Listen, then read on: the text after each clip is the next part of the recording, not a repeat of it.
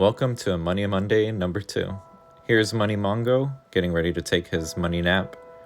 This is Money Monday, and I wanted to talk about one small strategy that can make the difference between you being broke and building generational wealth.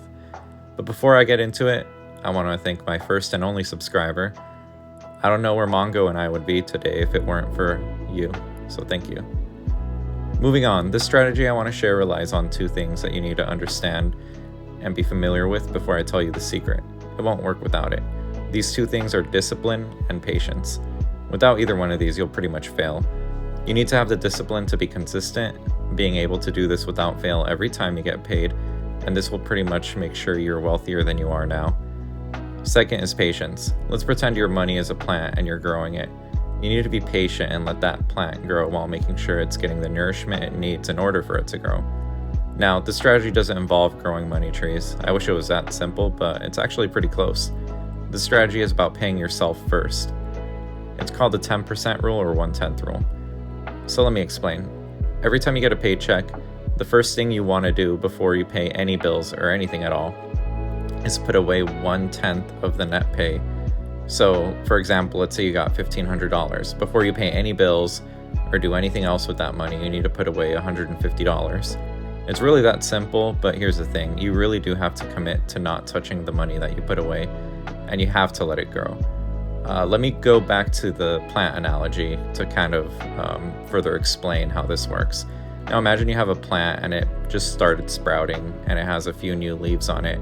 And let's say you cut every single one of those leaves, but then they grew back. Now, do you think if you did this over and over again, your plant grows its leaves and then you cut them, and then it grows them again, do you think it'll ever grow to become a large and mighty tree? I don't think so. I don't think it will ever do that.